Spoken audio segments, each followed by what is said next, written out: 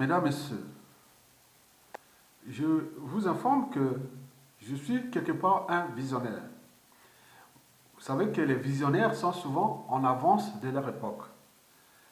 Je vous informe que d'ici à 2050 c'est pas loin, vous allez voir ici en Europe la montée du racisme de masse contre les Africains. Vous allez voir la montée en puissance des actes racistes envers les Africains. Vous allez voir aussi la montée des politiques racistes partout ici en Europe, surtout envers les Africains. Vous allez voir qu'à partir de 2030, 32 et plus de 60% des régimes politiques ici en Europe seront des régimes politiques nationalistes ou d'extrême droite, avec ses impacts surtout sur l'immigration, où beaucoup d'Africains seront expulsés dans des conditions parfois d'indignité. Et pourquoi? Parce que déjà, il faut se dire que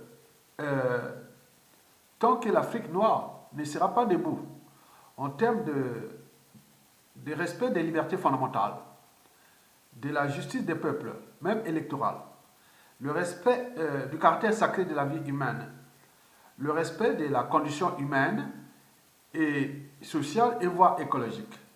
L'homme noir africain peut être intelligent partout dans le monde, il ne sera jamais respecté. Retenez bien. Vous pouvez être noir en Occident ou ailleurs dans le monde. Tant que l'Afrique noire ne sera pas debout, nous ne serons jamais respectés. Ne confondez pas vie privée et par rapport à ça, non. C'est la respectabilité interraciale. Les Blancs ont un passeport universel. Ils vont partout dans le monde, il n'y a pas de problème. Les Asiatiques commencent à avoir ce passeport. Et les Arabes, plus ou moins. Mais ils tiennent sur d'autres repères. Mais nous, Noirs, on est humiliés. Chez nous-mêmes, par nous-mêmes. Et puis ailleurs dans le monde. Et donc, vous vous rendez compte que si vous ne tenez pas compte de ce que je vais lire, vous avez tout perdu. C'est ce qui va arriver. Et retenez bien que l'économie européenne, ou ce qu'on appelle le progrès européen, est en berne. Il va à courte échéance disparaître et nous va se trouver dans des situations incontrôlables. Et pourquoi? Parce qu'il y a les sociales, il y a les gens là qu'il faut nourrir, il faut les loger, il y a tout, donner du travail, autre. Donc il va arriver des situations compliquées ici en Europe d'ici à 2050. Et l'Afrique, l'immigration qui arrive d'Afrique à cause de l'hécatombe de la condition déjà humaine là-bas, et donc ils vont créer des tensions ici énormes qui, à partir de 2032, vous allez déjà commencer à sentir ci et que vous étiez tranquille ici en Occident et vous ne serez plus tranquille. La faute, ce n'est pas les Européens. La faute, c'est nous-mêmes, puisqu'on a laissé depuis les indépendants, à quoi ces indépendances ont-ils servi? Ils ne peuvent pas défendre leur propre indépendance, même si on vous les a livrés sur un plateau d'argent. Mais apporter quand même le minimum de conditions, l'eau, l'eau potable, même l'électricité, même un cadre de vie, même le travail, même la formation, rien du tout. Donc ils sont là en train de jouer du pouvoir pour le pouvoir. Et aujourd'hui, il y aura des impacts d'ici à 2050 pour ceux qui vivent en Occident. Et les régimes là-bas vont changer aussi. Et aussi, ils vont fuir. Ici, ils vont se retrouver dans le piège. En Asie, ils n'auront pas en Asie. Hein. Le noir là-bas, c'est un pestiféré Ebola. Ils n'auront pas dans certains pays arabes, hein, surtout dans le monde du Moyen-Orient. Vous allez où? Traverser l'Amérique et vous aurez la possibilité de prendre le visa et aller là-bas? C'est pas possible. Vous cherchez à traverser à la nage ou trouver des trucs, mais ça ne va pas durer pour longtemps. Donc, au lieu de se battre pour votre continent, et pour les libérer, et pour que vous puissiez être respecté, qu'on appelle la respectabilité interraciale. Vous avez tout abandonné et renoncé, et vous venez chercher à se réfugier ici. Et ceux qui sont ici, en Occident, ils ne prennent pas les responsabilités aussi de défendre les activistes résistants ou militants qui luttent contre les dictatures là-bas. Mais ils sont là tranquilles. Mais le jour proche arrive, vous serez chassés comme tout le monde, mélangés, il n'y aura plus à distinguer, comme au temps de la Shoah, pendant la Seconde Guerre mondiale. On ne savait pas si tu étais riche, pauvre, autre, médecin ou autre. Vous allez être comme un noir. Voilà, réparti chez vous. Donc, vous avez tout compris. Bon, donc, écoutez déjà ça, les causes profondes qui vont arriver. Et dans ces causes profondes, je donne aussi des solutions dans cette partie-là. Donc, écoutez cette lecture de ce message que je vous laisse. Mais il y aura beaucoup de gens, si vous ne comprenez pas les termes, demandez à des spécialistes qui peuvent vous dire, ah oui, c'est vrai, et vous allez comprendre pourquoi. Mesdames, Messieurs, je vous informe que pendant des millénaires, l'humanité a survécu et s'est même développée en captant la juste part d'énergie, matière disponible dans différents écosystèmes naturels. L'humanité risque aujourd'hui de compromettre leur existence dans la sous-consommation la plus totale des ressources naturelles nécessaires à ses besoins. De ce fait, l'homme, dans toute son arrogance, et surtout l'homme blanc, aujourd'hui maintenant asiatique, avec orgueil et rébellion, tente de s'ériger au-dessus des lois de la nature et de l'univers. L'empreinte carbone de l'humanité atteint d'ailleurs le niveau d'alerte. Le changement climatique est à la fois l'un des plus grands défis de l'humanité et l'un des signes les plus importants de notre sous-consommation écologique. Le modèle économique actuel présente une courbe de progression du produit intérieur brut qui est similaire à celle de l'exploitation des ressources naturelles. La création de richesses mesurées par les indicateurs économiques comme le produit intérieur brut correspond à une destruction sauvage ou abusive du capital naturel de l'humanité et que ce dernier est épuisable. Pour s'en convaincre, il suffit de constater que la maison nature et espace brûlent. Elle est surconsommée, dégradée et polluée par l'homme.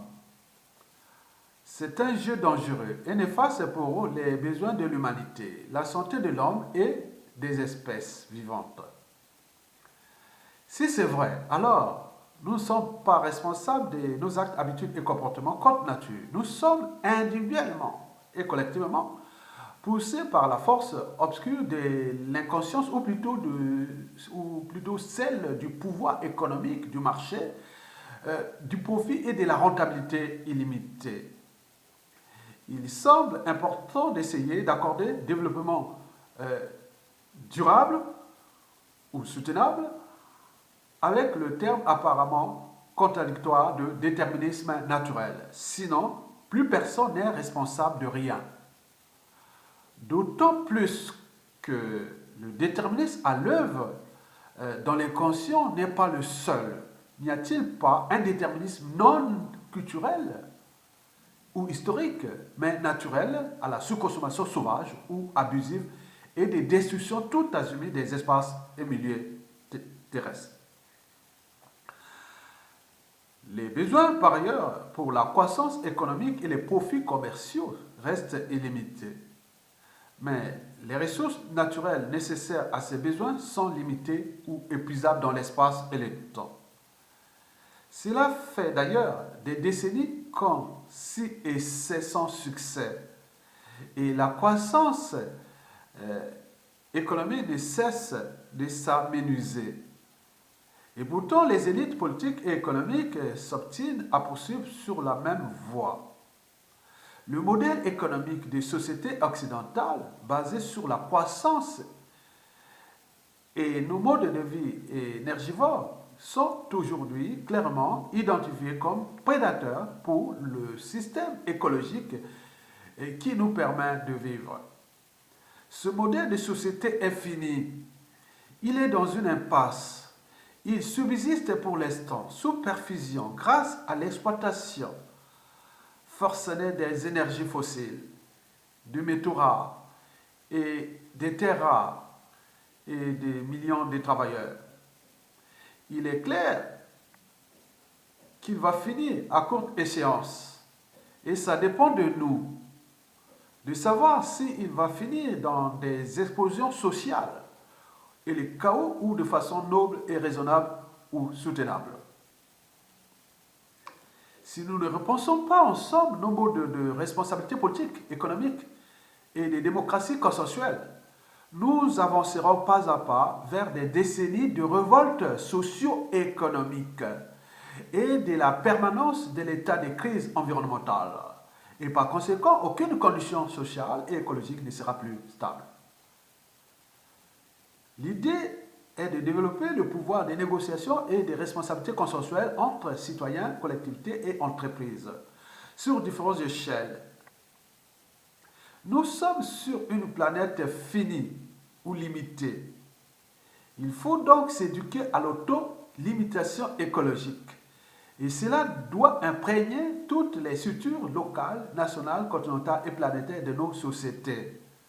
C'est un motif d'espoir extrêmement important car la société civile, si on lui en laisse l'opportunité, peut être créatrice. Un changement de paradigme est nécessaire. Il faut changer radicalement sa vision de la réalité, car le modèle de société occidentale n'est pas aménageable. Se mettre sur la voie du changement le plus vite possible est essentiel. Il faut retrouver de la diversité culturelle, sociale, économique, écologique et sociétale. Par ailleurs, les alternatives doivent être accompagnées d'un changement de conscience individuelle et collective. Nos sociétés créent des satisfactions artificielles. Il nous faut donc combler un vide et cela doit bien entendu passer par la sous-consommation. Mais c'est un puits sans fond si l'on ne travaille pas sur notre intériorité et sur ce qui nous est vraiment nécessaire dans la vie. Aller vers des sociétés matériellement frugales, écologiquement et économiquement soutenables, cela ne va pas dire de revenir à l'Antiquité ou au Moyen-Âge.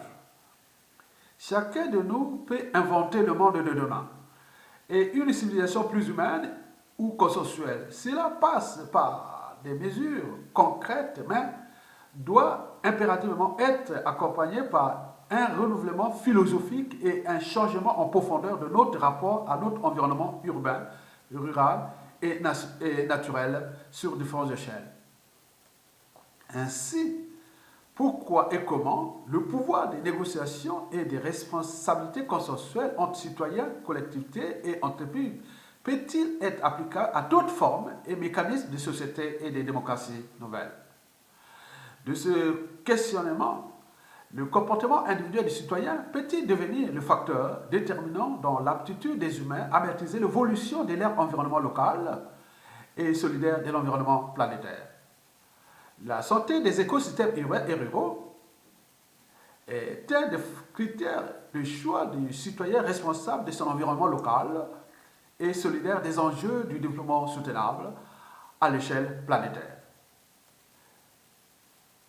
Les citoyens responsables de leur environnement local et solidaire de la stabilité de l'environnement planétaire constituent un immense pouvoir politique de rénovation et des sociétés actuelles et d'innovation des civilisations nouvelles. Ce nouveau pouvoir des négociations et des responsabilités consensuelles pourra certainement fonder des concepts, philosophies et des pratiques d'une nouvelle éco-citoyenneté. La prise en compte de la conscience citoyenne devient indispensable pour se défendre intellectuellement, politiquement, économiquement, socialement et culturellement contre les fausses solutions écologiques pour contribuer aux transformations nécessaires par l'action consensuelle et la responsabilité collective dans l'espace et le temps. Mesdames et messieurs, donc tout ça a été aussi l'Afrique.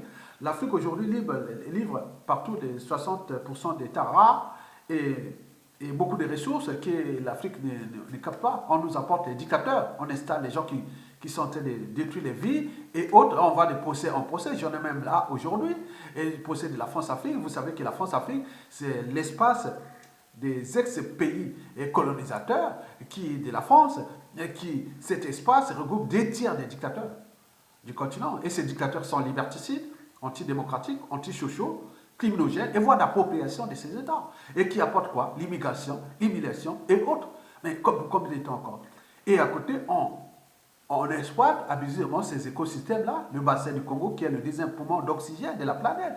Il n'y a pas que ça, il y a la réserve d'eau douce, il y a la réserve de biodiversité floristique et faunistique, il y a tout ça pour les générations actuelles et futures, mais ils sont en train de tout fracasser là-bas, et en maintenant des monstres qui ne sont que là de passage sur Terre. Alors que les régimes politiques passent, les peuples et les nations demeurent, les régimes politiques passent, nos écosystèmes sont dégradés. Et donc, pour combien de temps encore? Donc, prenez votre responsabilité de s'entendre sur un dynamisme qui est autour des enjeux écologiques. Parce que la transformation du monde de demain va certainement se faire autour d'un socle commun qui devient écologique. Nous avons ce magot-là qui s'appelle les ressources naturelles. Une partie est fossile parce que cette partie a eu des milliards d'années. Depuis la création de la Terre, il y a 4,6 milliards d'années et l'apparition de la vie, 1 milliard d'années après. Oui, la plupart de ces énergies que nous consommons, ou les matières premières ou autres, qui sont nées il y a 600 millions d'années. Donc, ils ont eu le temps de oui, même le pétrole, que ce soit les terres rares, les minéraux. Ce n'est pas d'aujourd'hui. Ils sont nés depuis les ères géologiques qu'on appelle l'ère primaire. Il y a 300 millions d'années. Puis l'ère secondaire. Il y a à peu près 100 millions d'années. Et puis l'ère tertiaire, il y a à peu près 60 millions d'années. N'oublions pas les quaternaires et autres, arrivés de la civilisation, on ne peut pas faire la chronique de ça. Mais cette histoire est une histoire commune. Nous avons un bloc commun et ces ressources-là sont épuisables. Et puis, les ressources renouvelables. Le soleil, le vent et autres, très bien. Mais nous sommes aussi en train de perturber au niveau de l'espace. Les 5000 satellites, plus de 5000 satellites qui sont là, il y a une pollution spatiale là-bas qu'on n'en parle pas. On ne sait pas comment va se perturber tous les cycles les lois, les méga lois de la Terre, qui sont des lois physiques, chimiques, biologiques, géologiques, astrophysiques. Donc tout ça, ça va avoir des perturbations. Donc nous, ensemble, on dit non, ce n'est pas la nature qui est détruite, mais c'est l'homme qui se détruit en détruisant sa propre existence. La Terre, sans l'homme, vous la laissez, elle sera toujours se régénérer. Prenons le cas de la désintégration des déchets radioactifs. Certains ont une durée de désintégration de 1 million d'années. Mais dans 1 million d'années, s'il n'y a pas l'homme, ce sera vrai. Donc c'est l'homme le problème. Mais quelle est notre place ici? Est-ce que c'est seulement politique? Est-ce que c'est que nous faisons comme modèle économique? Non, il y a un enjeu global entre les énergies fossiles qui s'épuisent et les énergies renouvelables. Comment faire ça? Parce qu'on ne pourra pas vivre sans énergie aussi fossile, matière fossile. Non. Il faut les deux. Il faut faire le juste équilibre. Mais là, il faut des démocraties. Il faut les pouvoirs auto-gérer d'en bas vers le haut, au lieu de haut vers le bas, sur tous les plans, que ce soit politique, économique, social, autre. On veut ça. Et pour ça, donc, le dynamisme est qu'il n'y ait plus d'éducateurs, notamment déjà en Afrique, qui apportent l'immigration ici. On l'a vu partout. Donc nous pouvons aller vers des sociétés où il y aura des gens plus éduqués, qui vont savoir qu'il faut limiter la démographie, parce qu'elle commence à poser bien des soucis, et notamment en Afrique, et trouver le but de la condition humaine. Et on peut faire. Déjà, cette zone France-Afrique, qui devient le problème, où règne les dictatures. Et ils sont ici. Les Français sont-ils informés? Où fait-il le con? Donc on ne peut pas faire deux poids, deux mesures. D'un côté, on cherche des enjeux écologiques, et de l'autre côté, on fait le con en oubliant que l'immigration qui arrive, c'est les conséquences des régimes France-Afrique. Donc, laissez les gens là-bas librement, en laissant choisir leurs dirigeants, mais en trouvant des stratégies pour les stratégies économiques et géopolitiques et compagnie, c'est-à-dire pour vos intérêts vitaux, ça, il n'y a pas de souci. Mais pour aller conspirer contre les gens qui est allé choisir quelqu'un, on dit non, il ne faut pas choisir quelqu'un, non, c'est nous qui l'a. Quelqu'un qui n'a même pas eu 1% de voix. On dit non, mais c'est toi maintenant. Et des gens qui n'ont aucune crédibilité, c'est maintenant ils les préparent à une crédibilité qui n'est pas celle du peuple. Mais c'est quoi, comme des temps encore, avec la culture globale. Donc nous éveillons votre conscience que l'enjeu aujourd'hui est que nous pourrons construire des sociétés meilleures demain. en créant le socle écologique. Et que là où il y a des ressources naturelles, pour les enjeux des générations actuelles et futures, mettez des démocraties. Il saura gérer, il saura trouver des synergies écologiques et voilà. Donc si vous mettez des gens qui viennent par exemple en Afrique, je vous résume ça, hein, on dit bon ben je vous laisse mon pays avec vous, au gueule des loups et des vautours, de tous les pourris vendus du monde, venez piller ce pays, venez détruire ça, pourvu que je reste au pouvoir. Il est dans la durée de vie, il n'est qu'une seconde de la vie de ce pays. Donc il va partir, laisser tout, détruire tout, non mais laisser ça. Vous allez tolérer ça encore ici en Europe. Donc, l'enjeu écologique va être au cœur de la démocratie et partout dans le monde. Avec des pouvoirs autogérés d'en bas vers le haut, en changeant des paradigmes sur des modèles qui ne soient pas de développement durable, parce que le développement durable commence à être obsolète. L'idée est de parler maintenant du développement soutenable. Donc, vous avez une idée du développement soutenable. Mesdames, Messieurs, je vous remercie.